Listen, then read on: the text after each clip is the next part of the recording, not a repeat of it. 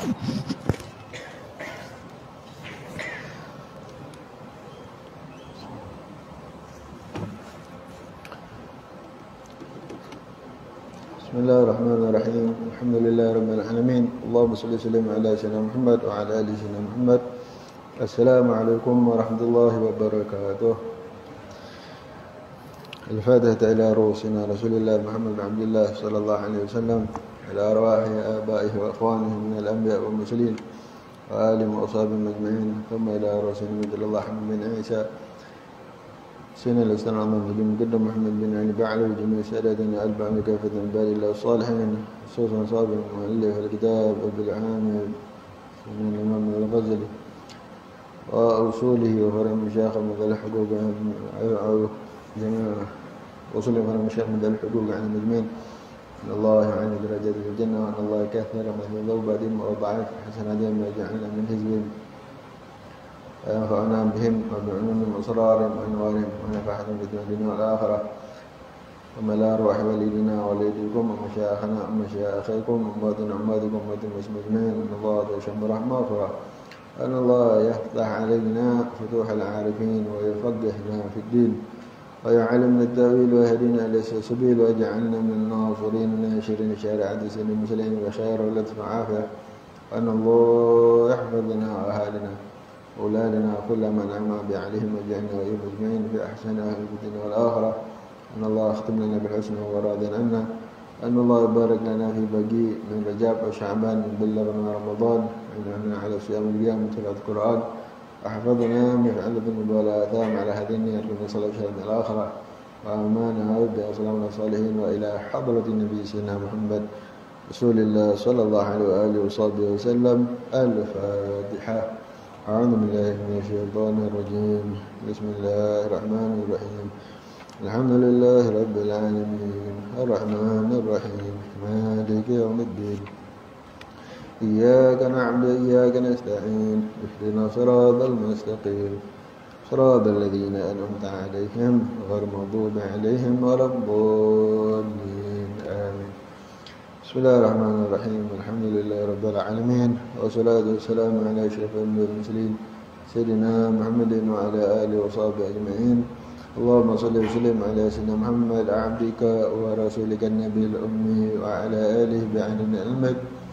Allahumma iftah alaina hikmatak wa anshur alaina min khazaini rahmatika ya arhamar rahimin. Rabbana zidna ilman warzuqna fahman wa anta khairur raziqin. اللهم إنا نعوذ بك من علم لا ينفع وقلب لا يخشع نفس لا تشبع دعاء لا يسمع. ربنا لا تزغ قلوبنا بعد إذ هديتنا وهب لنا من لدنك رحمة إنك أنت الوهاب. ربنا آتنا في الدنيا حسنة وفي الآخرة حسنة وقنا عذاب النار. وصلى الله على سيدنا محمد وعلى آله وصحبه وسلم. الحمد لله رب العالمين. أوينا التعلم والتعليم والتذكر والتذكير والنفع والانتفاع والدعوة إلى الهدى والدلالة على الخير والحث على التمسك بكتاب الله وسنة نبيه ابتغاء وجه الله ومرضاته وقربه وثوابه من الله تعالى. رب اشرح لي صدري ويسر لي أمري واحلل عقدة من لساني يفقهوا قولي آمين. أما بعد. Alhamdulillah, hadirin hadirat, tuan-tuan, puan-puan, muslimin muslimat yang dirahmati Allah Subhanahu wa taala. Sama-sama kita bersyukur kepada Allah Subhanahu wa taala atas taufik hidayah Allah Subhanahu wa taala yang telah memilih kita, menggerakkan kita untuk hadir salat berjemaah, kemudian beriktikaf, memakmurkan masjid, memakmurkan waktu antara terbit fajar sehingga waktu isyraq dengan hadir di dalam majlis ilmu dan diberikan taufik untuk membaca kitab karangan satu orang ulama yang besar, satu orang ulama yang kitabnya telah memberi manfaat yang besar kepada umat Islam daripada zaman dahulu sehingga ke ini hari. Mudah-mudahan Allah SWT memberikan ini manfaat kepada kita dan menggolongkan kita daripada golongan orang-orang yang berbahagia di dunia dan akhirat. Amin. Allahumma amin.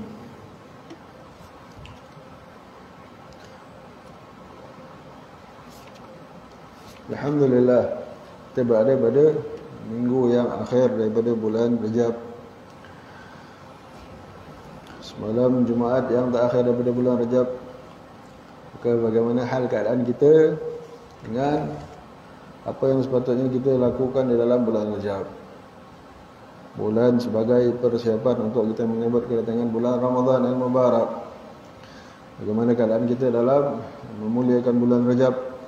Seperti mana dikatakan, orang yang diberikan taufik untuk memuliakan bulan Rajab akan mendapat taufik untuk memuliakan bulan Syaban. Siapa mendapat taufik untuk memuliakan bulan Syaban akan mendapat taufik untuk memuliakan, memakmurkan bulan Ramadan. Siapa yang memuliakan bulan Ramadan, maka tiap-tiap malam daripada bulan Ramadan dia dapat kurniaan, hadiah demi hadiah, kurniaan demi kurniaan, pangkat demi pangkat daripada Allah Subhanahu wa taala. Sebaliknya, sesiapa yang tak mendapat taufik, sesiapa yang tidak memuliakan bulan Rajab, ditakuti dia tak dapat taufik untuk memuliakan bulan Syaban. Siapa yang tak mendapat taufik muliakan bulan Syaban, ditakuti dia tak mendapat taufik muliakan bulan Ramadan. Sesiapa yang masuknya bulan Ramadan, hal keadaan dia sama saja, tak memuliakan bulan Ramadan, kekal dengan melakukan maksiat dalam bulan Ramadan, maka ditakuti dia terjauh daripada rahmat Allah Subhanahu wa taala, wal iyad billah. Masuk Ramadan tak dapat ampunan Allah, maka orang ini dia akan terjauh daripada rahmat Allah, seperti yang didoakan, ancaman doa daripada Nabi SAW dan diaminkan oleh Sayyidina Jibril AS. Maka para ulama kita, guru-guru kita memberi pesan kepada kita bagaimana hal keadaan kita dengan bulan Rajab, bagaimana keadaan kita dengan memperbanyakkan beristighfar dalam bulan Rajab. Hari-hari biasa kita dituntut untuk istighfar tak kurang 70 kali. Hari-hari biasa. Kerana Nabi SAW diriwayatkan bahawa baginda SAW satu hari tak kurang 70 kali beristighfar. Bahkan dalam satu kali duduk, dalam satu kali majlis, kadang-kadang baginda SAW istighfar satu hari satu kali majlis, sekali duduk 70 kali. Ada riwayat 100 kali. Maka para ulama kita menyusun, tak sepatutnya tidak berlalu daripada seorang mukmin hari-harinya tidak kurang 70 kali istighfar. Hari-hari biasa. Hari-hari biasa hendaknya tak kurang 70 kali. Apatah lagi masuk bulan Rajab. Kita dituntut setiap hari untuk beristighfar. Setiap hari kita dituntut untuk istighfar. Hari-hari sepatutnya tak kurang 70 kali. Apabila masuk bulan Rajab, bulan untuk beristighfar, seperti mana diriwayatkan dalam athar dan diamalkan oleh para ulama siram kita, maka lagi tak sepatutnya satu hari tak kurang 70 kali istighfar pagi dan malam, siang dan malam. Maka bagaimana keadaan kita dengan istighfar, bagaimana keadaan kita dengan taubat kepada Allah Subhanahu wa taala, bagaimana keadaan kita meninggalkan dengan tabiat-tabiat kita yang haram, bagaimana meninggalkan dengan, bagaimana hal keadaan kita dengan menjaga lidah, bagaimana hal keadaan kita dengan melaksanakan yang fardu, bagaimana hal keadaan kita dengan melaksanakan yang sunat muakkad, solat sunat rawatib, sunnah-sunnah Nabi SAW, as-siwak, dan daripada tilawatul Quran dan amalan-amalan yang lain. Mudah-mudahan berbaki daripada beberapa hari daripada bulan Rajab ini, mudah-mudahan kita percantikkan berlalunya bulan Rajab, kita percantikkan penutup bulan Rajab ni dengan kebaikan, dengan kembali kepada hidupkan kembali apa-apa yang sepatutnya dihidupkan. Mudah-mudahan kita termasuk golongan orang-orang yang memakmurkan bulan Rajab.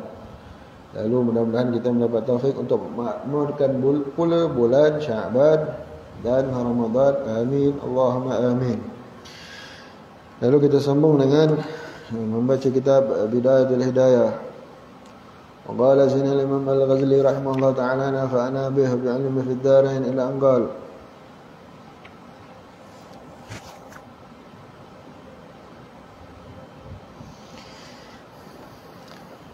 kelima. وقال الشيخ رحمه الله وقال سيدنا Imam Ghazali رحمه الله تعالى نفعنا بها بعلم في الدارين الأنقال. Yang kelima daripada maksiat lidah, yakni memuji diri sendiri. Dalam hal ini Allah Subhanahu wa taala telah berfirman, "Ba'da a'udzu billahi minasyaitonir rajim. Wala tuzakku anfusakum huwa a'lamu biman ittaqa." Maksudnya, janganlah kamu menganggap dirimu bersih. Sebenarnya Allah lebih tahu siapakah orang yang lebih bertakwa kepadanya. Pernah orang bertanya kepada seorang ahli hikmah, apakah kebenaran yang buruk? Lalu ia menjawab, pujian seseorang terhadap dirinya sendiri. Dan ketahuilah bahawasanya memuji diri sendiri itu adalah mengurangkan daripada harga dirimu di sisi manusia dan menyebabkan turunnya kemurkaan Allah Subhanahu wa taala. Apabila engkau mahu tahu bahawa pujianmu terhadap dirimu sendiri itu tidak menambah martabatmu di sisi orang lain, coba engkau lihat ketika ada orang lain yang memuji dirinya di hadapanmu, ia menyebut-nyebutkan kelebihan pangkat dan hartanya. Coba engkau rasakan betapa beratnya hatimu menerima ucapannya, seakan-akan engkau menerima sesuatu bebanan yang sangat berat. Setelah itu lidahmu akan mencacinya sebaik saja ia beredar dari sisimu. Nah, begitulah halnya apabila engkau memuji dirimu sendiri di hadapan orang lain.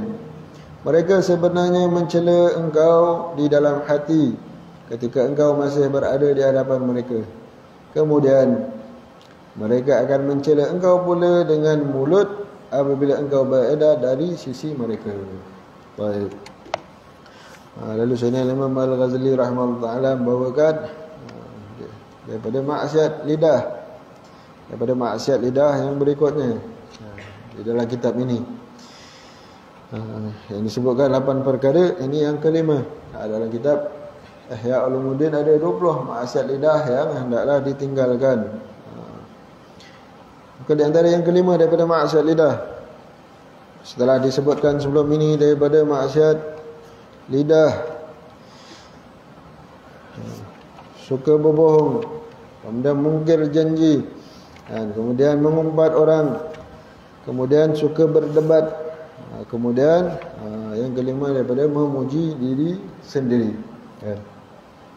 Seperti mana firman Allah SWT yang dibacakan tadi, Allah SWT melarang daripada seseorang itu memuji akan dirinya.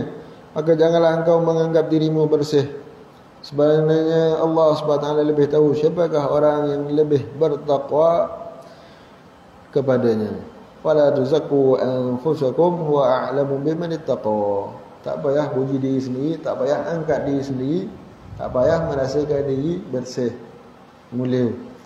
Allah Subhanahu wa taala tahu siapa yang mulia. Yang orang yang betul-betul mulia adalah orang yang mulia di sisi Allah Subhanahu wa taala. Kalau seluruh penduduk dunia daripada kalangan jin dan manusia memuji akan seorang hamba,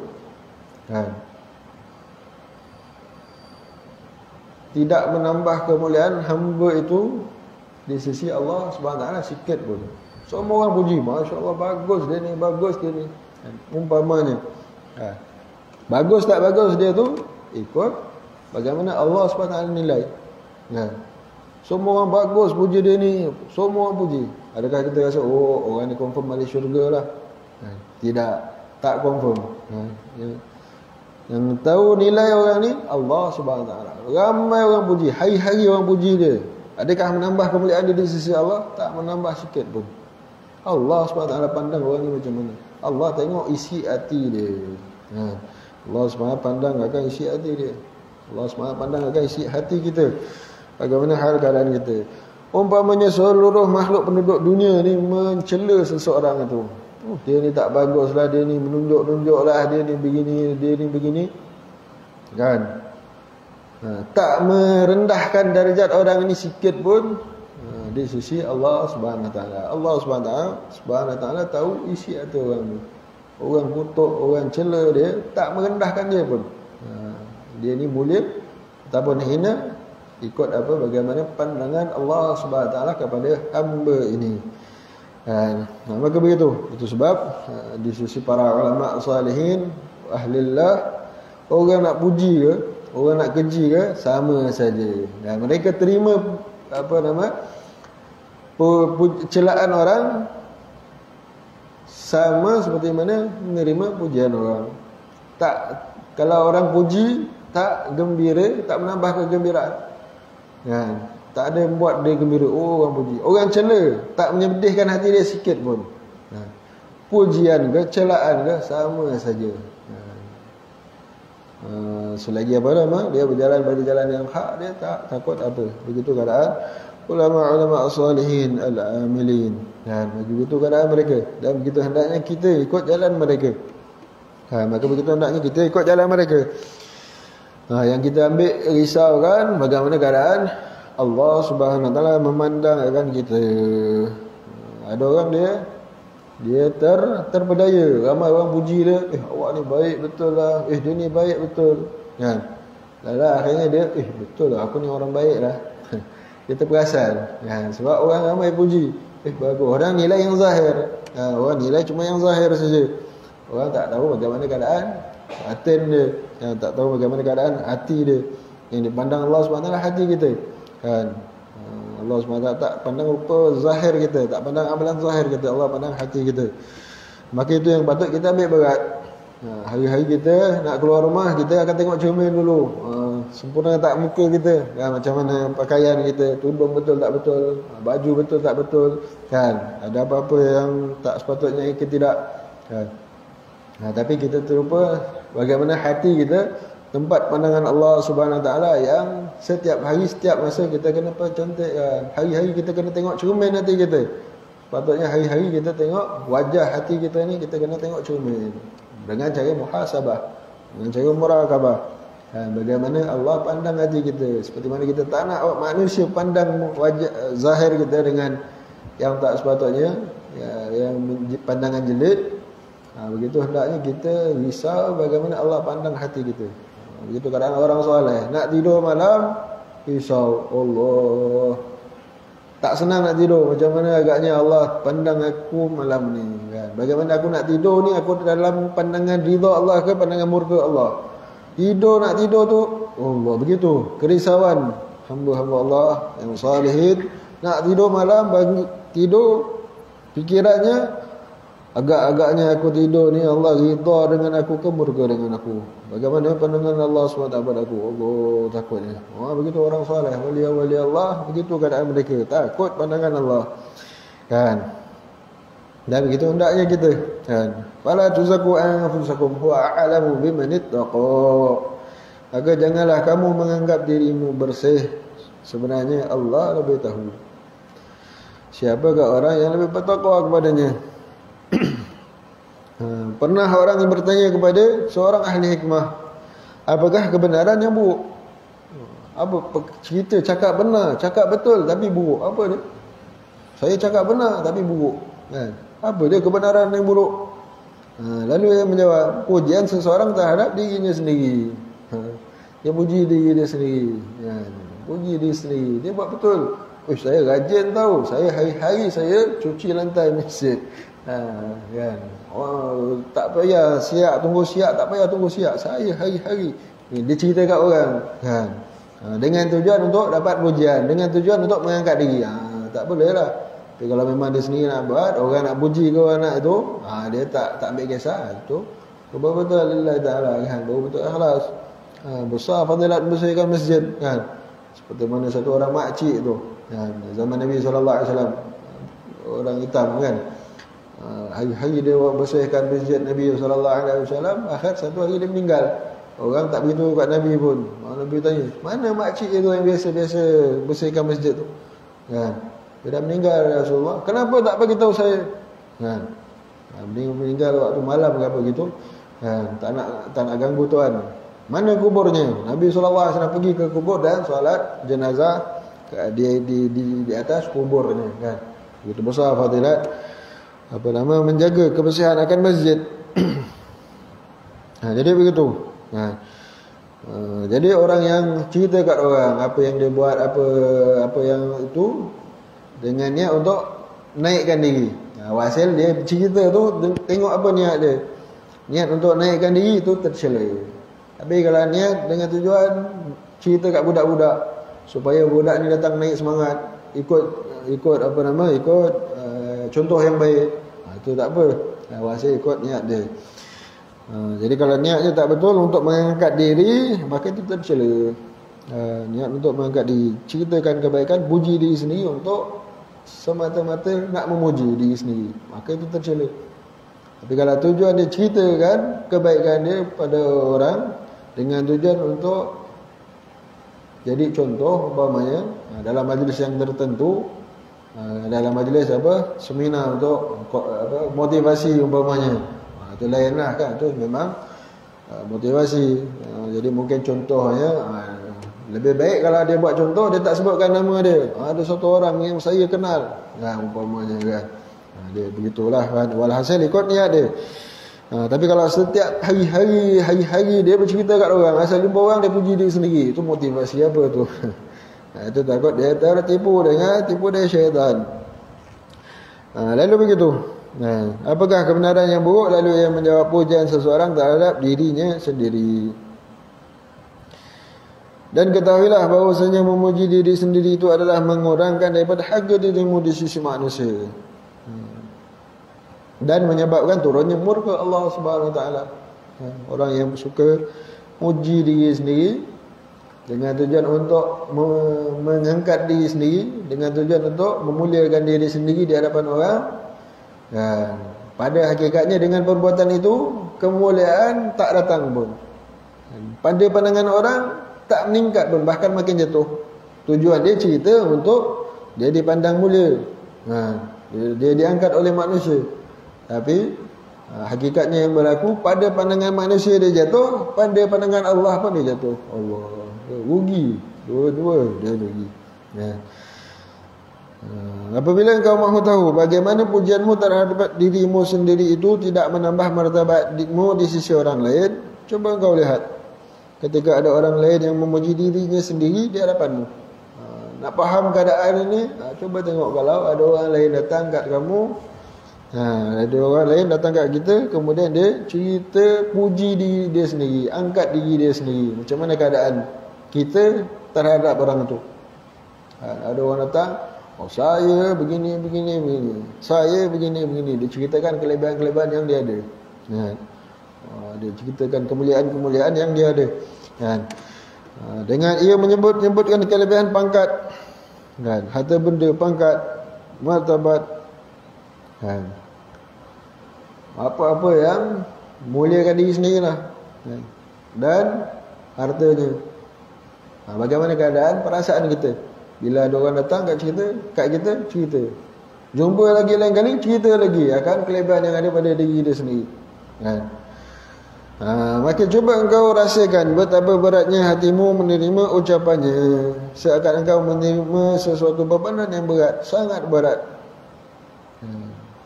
Hati kita berat, menyampah kat mulut, tak cakap pun, dalam hati je menyampah.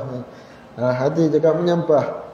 Orang puji diri sendiri, sikit-sikit puji diri, sikit-sikit puji diri. Bagaimana keadaan kita kalau ada orang macam itu? Maka coba engkau rasakan, seakan-akan engkau menerima sesuatu bebanan yang sangat berat. Setelah itu lidahmu akan mencacinya sebaik saja ia beredar dari sisimu. Orang ni pergi je, mulalah nak sambung cerita, menyampah. Kan, dia sambung cerita, dia berbual dengan siapa yang ada, dia mulalah nak mengumpat. Macam dia je bagus, depan orang segan, tak sampai hati nak cakap depan-depan. Orang ni berlalu saja, mulalah mulut cerita, kan. Jadi begitu keadaan kita kalau ada orang macam tu depan kita. Hati berat, orang tu hilang saja, mulut pun mulalah mencela. Lidahmu akan mencacinya sebaik saja ia beredar dari sisimu. Maka begitulah halnya apabila engkau memuji dirimu sendiri di hadapan orang lain. Kalau nak tahu maka macam itulah keadaan kalau kita puji diri kita, kelebihan yang kita ada dari segi pangkat, harta, keturunan, kemuliaan-kemuliaan yang ada Allah SWT kurniakan, kita cerita depan orang dengan tujuan untuk orang muliakan, maka begitu cerita dia, orang akan menyampah juga, kan? Orang akan menyampah. Maka sebenarnya mencela engkau orang lain, mereka sebenarnya mencela engkau di dalam hati ketika engkau masih berada di hadapan mereka.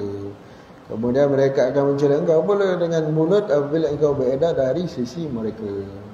Maka tujuan bercerita tu untuk orang puji, kita puji diri sendiri, tujuan untuk orang muliakan kita, pandang tinggi pada kita, semakin jatuh maka rugi kedua-duanya, kan?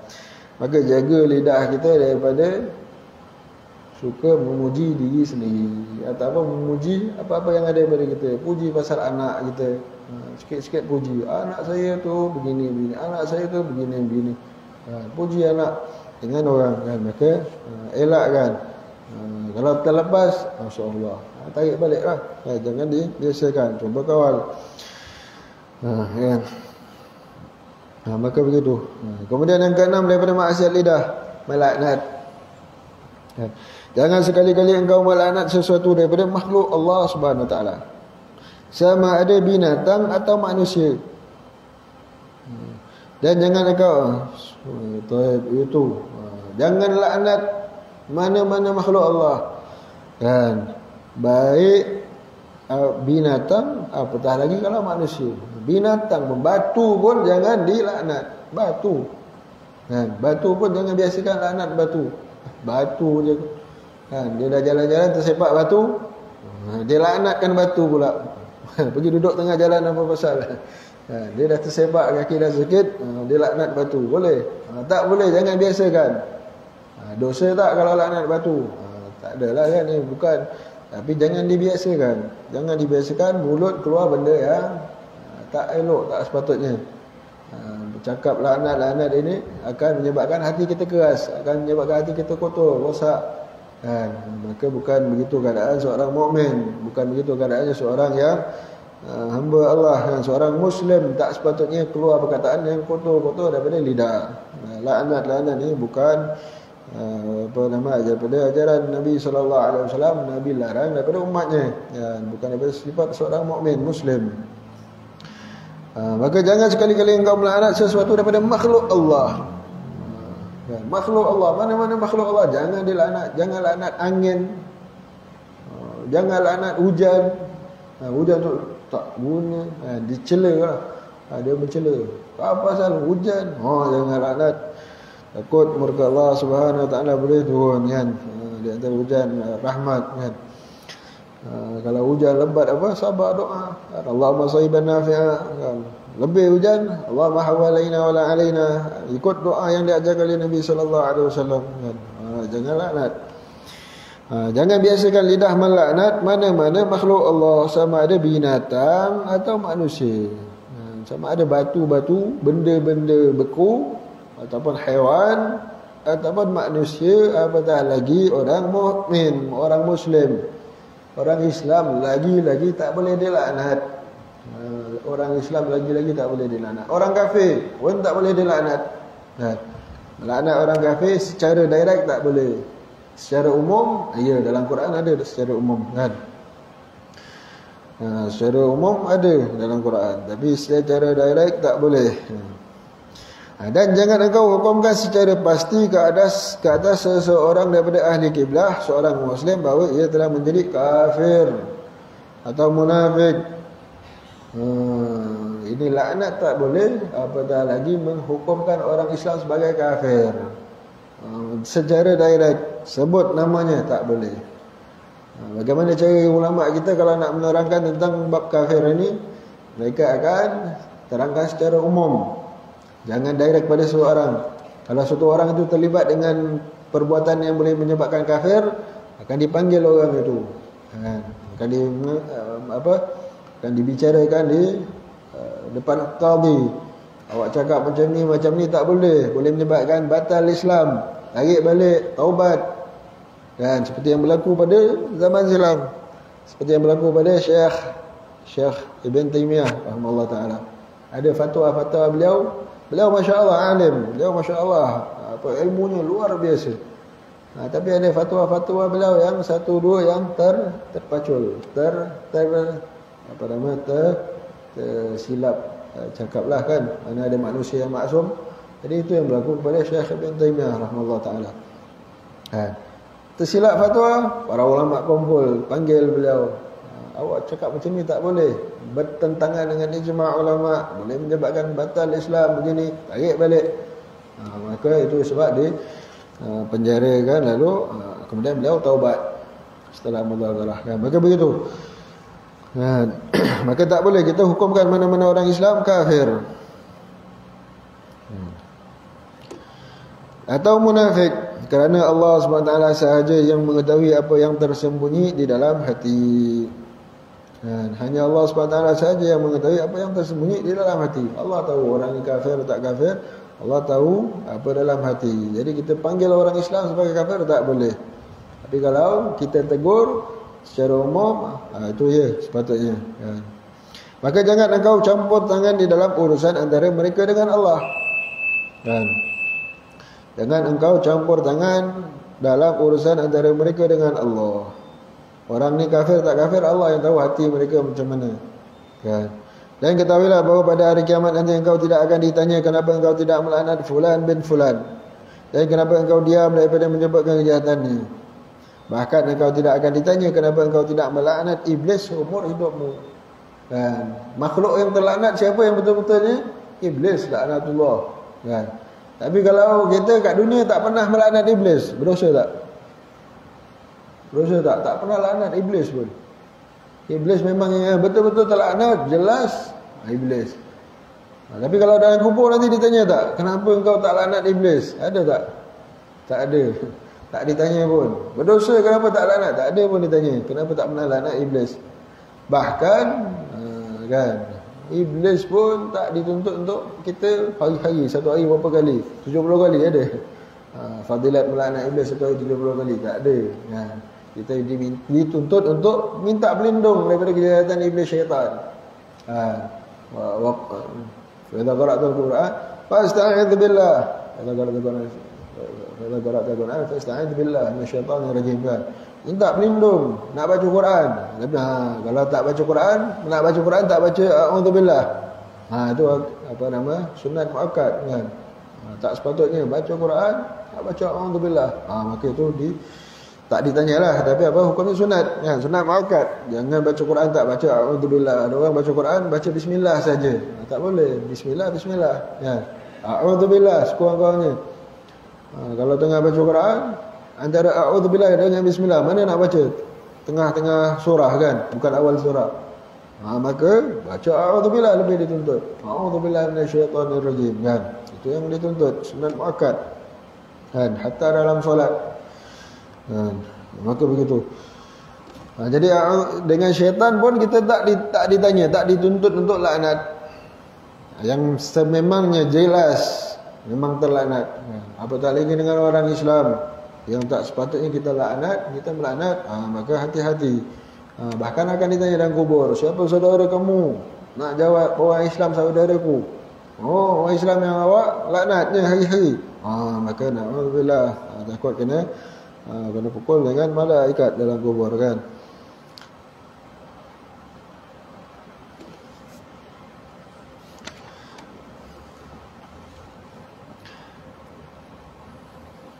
Engkau tidak ditanya dengan demikian pada hari kiamat nanti. Tetapi jika engkau telah melaknat seseorang, engkau pasti akan ditanya kenapa engkau melaknatkan dia. Syaitan Allah tak tanya, malaikat tak tanya nanti. Pernah laknat syaitan tak ditanya, tak dituntut. Tetapi kalau pernah melaknat orang, akan ditanya kenapa laknat dia.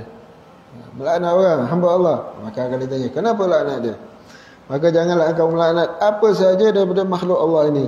Sesungguhnya Rasulullah SAW tidak pernah mencela makanan yang rendah. Yani makanan yang tak sedap, Rasulullah tak pernah kutuk. Tak sedap makanan ni. Masin. Terlebih. Tak sedapnya. Apa rasa macam-macam lah. Makanan pun Nabi SAW tak pernah mencela. Bahkan apabila baginda sallallahu alaihi wasallam berkenan, lalu baginda akan makannya. Dan apabila baginda tidak berkenan, lalu baginda sallallahu alaihi wasallam akan meninggalkan makanan tersebut tanpa mencelanya. Maka begitu sepatutnya. Tapi kalau orang tanya, macam mana, okey tak garam dia? Cakaplah kan. Kalau rumah tanya, macam mana, okey tak garam dia? Rasa apa yang kurang? Jawablah kan. Itu minta pandangan kan, minta komen. Tak cukup ke tak cukup kan. Maka tak apa, oh ni terlebih garam sikit, tawar sikit, boleh tambah garam ke apa. Tapi ni dah siap apa semua, orang dah masak penat-penat, 1 jam 2 jam nak sediakan makanan, makan je sikit, tawarnya, masinnya, tawar boleh lagi tambah garam. Kalau terlebih masin, masinnya, penat tadi tak hilang lagi. Kecewa hati tukang masak kan. Penat tadi tak habis lagi. Ingat sekenang apa, sekejap nak buat. Bukan sejam 2 jam kan. Kadang masak apa, berjam nak sediakan. Tiba-tiba tak sedap lah, hilang penat. Sedap aje lah. Oh, sedap kan. Maka sedap aje lah kan. Maka begitu Nabi SAW makanan pun Nabi SAW tak pernah cela. Maka begitu hendaknya kita melatih diri kita, melatih lidah kita, jangan mencela-kan mana-mana makhluk Allah Subhanahu Wa Taala. Jangan mencela-kan makanan, kan, jangan mencela itu. Maka mudah-mudahan Allah Subhanahu pelihara kita, beri taufik kepada kita untuk menjaga lidah kita daripada mencela mana-mana makhluk Allah Subhanahu Wa Taala. Kan? Maka apa nama itu tadi? Kalau orang kafir secara umum boleh dilaknat, bukan boleh laknat direct, tapi laknat apa? Itu kan, laknatullah ke atas Yahudi dan Nasrani. Itu ya ada. Laknat Allah kepada pemakan riba. Itu semua laknat secara umum. Laknat kepada pemakan riba, macam yang sebelum ini kita dah baca, melaknat Allah, melaknat atas laknatullah falaknatullah alal kadzibin, orang yang menipu. Kan? Kalau kita jumpa ada orang ni kaki tipu, kita laknat pula dia. Awak ni kaki tipu betul. Atau kita tambah lagi. Boleh tidak? Dalam Quran kan ada Allah laknat orang yang tipu. Kan? Maka tak boleh. Kan? Tak boleh kita melaknat mana-mana hamba Allah Subhanahu Wa Taala. Kan? Yang boleh laknat diri sendiri itu kalau sumpah kan, sumpah. Saksi tak ada, sumpah laknat. Itu saja misal cara yang tak akhir. Itu saja cara yang terakhir untuk buktikan saya betul nampak dia buat begini, betul ini harta saya kan, kat mahkamah kan, saksi dah tak ada, bukti dah habis, masing-masing kata ini, maka jalan terakhir masing-masing pakai sumpah. Pakai sumpah. Itu jalan. Kalau nak betul-betul sumpah yang betul menjadi mujarab, kalau diterim dulu-dululah kan, diterim dulu-dulu kalau ada terjadi apa nama itu terjadi pertengkaran dalam sesuatu masalah, dia nak sumpah kat mana? Sumpahnya hari Jumaat lepas asar. Hari Jumaat lepas asar, dia orang cari masjid yang paling masjid yang paling berkat lah. Masjid paling berkat, Masjid Bang Alawi kalau dia tadi. Itu orang memang takut betul nak sumpah. Mana-mana tempat pun, kalau orang beriman tak berani nak sumpah kan. Kalau dia tahu dia menipu, dia tak berani nak sumpah. Ini nak lagi menakutkan, hari Jumaat lepas asar. Sekarang waktu lepas asar tu waktu mustajab kan? Waktu mustajab, waktu gobul, waktu mustajab hari Jumaat. Sumpah hari Jumaat lepas asar di Masjid Ba'arawi pula, masjid wali-wali Allah, masjid berapa masya-Allah kan, masjid lama kan, masjid yang lama, masjid yang masyhur lah kalau di Kota Tarim itu. Orang yang nak sumpah tu memang tak berani betul. Kalau dia menipu lah. Kalau yang benar pun takut sebenarnya kan. Ini bukan boleh main-main kan buat sumpah. Apatah lagi hari Jumaat lepas asar di Masjid Ba'arawi kan. Maka begitu, takut orang nak sumpah. Dan maka orang yang betul lemah iman saja yang sanggup nak sumpah palsu. Dan kalau orang betul beriman dia tak berani nak sumpah palsu kat situ. Dan maka begitu. Maka mudah-mudahan Allah SWT beri taufik kepada kita untuk kita menjaga anggota-anggota zahir kita, memeliharakan hati kita, memelihara lidah kita. Mudah-mudahan diberikan taufik untuk cakap perkara-perkara yang baik saja. Mudah-mudahan Allah SWT beri taufik kepada kita untuk makmurkan waktu kita, makmurkan lidah kita dengan membanyakkan istighfar, berbaki daripada bulan Rajab ini. Berbaki daripada bulan Rajab ini, mudah-mudahan kita digunakan taubat nasuha, digunakan taubat nasuha zahiran batinan. Hati kita digunakan taubat nasuha. Kita istighfar dengan hati yang dengan hati yang betul-betul menyesal atas apa-apa perbuatan maksiat yang telah dilakukan dan berazam tak nak kembali lagi. Maka beristighfar dengan hati dan lisan. Mudah-mudahan Allah SWT kurniakan tutup akhir Rajab kita dengan kebaikan. Mudah-mudahan kita mendapatkan keberkatan yang Allah kurniakan dalam bulan Rajab, Sya'ban dan sampai yang kita dalam bulan Ramadan. Mudah-mudahan Allah SWT beri taufik kepada kita untuk siam, al-qiyam, puasa, untuk salat, untuk memperbanyakkan membaca Al-Quran, untuk memperbanyakkan zikrullah, untuk dan kemudian dipelihara daripada melakukan perkara-perkara yang dimurkai Allah zahiran dan batinan. Lalu termasuk orang-orang yang mendapatkan kurnia-kurnia Allah SWT. Hadani arkunya salihan min al-akhirah. Ammana wa bi'asna fi salihin wa ila hadratin Nabi Muhammad Rasulullah sallallahu alaihi wasallam. Al-Fatihah. A'udzu billahi minasyaitonir rajim. Bismillahirrahmanirrahim. Alhamdulillahi rabbil alamin. Arrahmanir rahim. Maliki yaumiddin. Iyyaka na'budu wa iyyaka nasta'in. Ihdinas siratal mustaqim. صراط الذين أنعمت عليهم غير المغضوب عليهم ولا الضالين آمين. بسم الله الرحمن الرحيم. الحمد لله رب العالمين والصلاة والسلام على أشرف الأنبياء والمرسلين سيدنا محمد وعلى آله وصحبه أجمعين. اللهم صل على سيدنا محمد وعلى من صلى عليه وصل على سيدنا محمد وعلى من لم يصلي عليه وصل على سيدنا محمد كما تحب أن يصلى عليه وصل على سيدنا محمد كما أمرت أن يصلى عليه. يا الله رضا بالمصطفى يا الله رضا واغفر لنا يا سيدي ما قد مضى. يا الله رضا بالمصطفى يا الله رضا واغفر لنا يا سيدي ما قد مضى. يا الله رضا بالمصطفى يا الله رضا واغفر لنا يا سيدي ما قد مضى. اللهم اهدنا بهداك واجعلنا ممن يسارع في رضاك ولا تولنا وليا سواك ولا تجعلنا ممن خالف امرك وعصاك. وحسبنا الله نعم الوكيل ولا حول ولا قوة الا بالله العلي العظيم. اللهم يا رب كل شيء بقدرتك على كل شيء اغفر لنا كل شيء اصلح لنا كل شيء ولا تسألنا عن شيء ولا تعذبنا عن شيء ولا تحرمنا من خير شيء. اللهم يا من وفق على الخير للخير وعانهم عليه وافقنا اللهم للخير واعنا عليه. اللهم انا ضعيف وقوي في رضاك ضعفنا وخذ الى الخير بنواصينا واجعل الاسلام من دار رضانا. اللهم إنا ضعيف قوينا وإنا ذليل فعزنا وإنا فقير فأغننا يا أرحم الراحمين.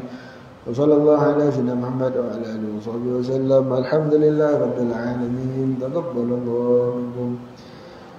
سبحان الله وبحمدك أشهد أن لا إله إلا أنت أستغفرك وأتوب إليك.